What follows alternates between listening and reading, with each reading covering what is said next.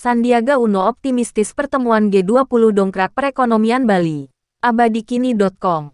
Badung, Menteri Pariwisata dan Ekonomi Kreatif Menparekraf Kepala Badan Pariwisata dan Ekonomi Kreatif Baparekraf, Sandiaga Uno, optimistis rangkaian pertemuan di bawah presidensi G20 Indonesia mampu mendorong pertumbuhan ekonomi Indonesia, khusus Bali yang menjadi lokasi konferensi tingkat tinggi KTT G20.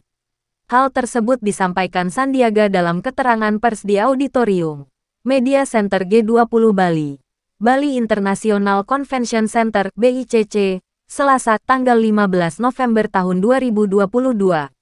Kami berharap dengan KTT G20, puncak pertumbuhan ekonomi Bali, bersamaan dengan musim liburan, akan terus mendorong ekonomi untuk menciptakan lapangan kerja yang berkualitas, kata Sandiaga.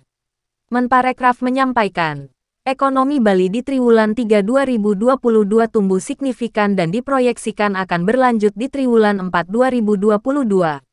Ekonomi pada kuartal 3 2022 tumbuh signifikan sebesar 8,9% year-on-year, yang merupakan peningkatan besar dibandingkan kuartal sebelumnya yang mencatatkan kenaikan 3,5%, ujarnya. Selain gelaran G20, kata Sandiaga, terdapat beberapa faktor yang juga mempengaruhi pertumbuhan ekonomi di Bali. Di antaranya meningkatnya frekuensi maskapai penerbangan, fokus pariwisata dan ekonomi kreatif yang berkelanjutan dan berkualitas, serta adanya 8 kawasan ekonomi khusus KEK, termasuk yang banyak dinanti kawasan ekonomi khusus kesehatan di Sanur, Bali. Ada juga digitalisasi di berbagai sektor ekonomi, khususnya pariwisata dan ekonomi kreatif, ucapnya.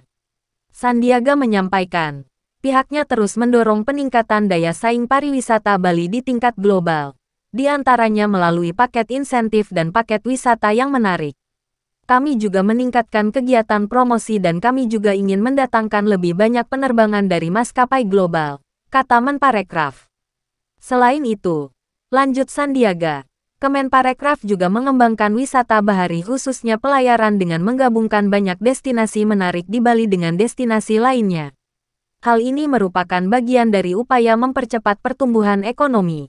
Selain itu, bandara juga meningkatkan kapasitas logistik dan komoditas unggulan di luar Bali, seperti komoditas perikanan dan kerajinan, fashion, serta kuliner untuk diekspor, tuturnya. Menutup keterangannya, Sandiaga menyampaikan bahwa upaya pemulihan ekonomi Bali dilakukan secara holistik dan komprehensif dengan melibatkan usaha mikro, kecil, dan menengah serta lebih banyak perempuan dan generasi muda.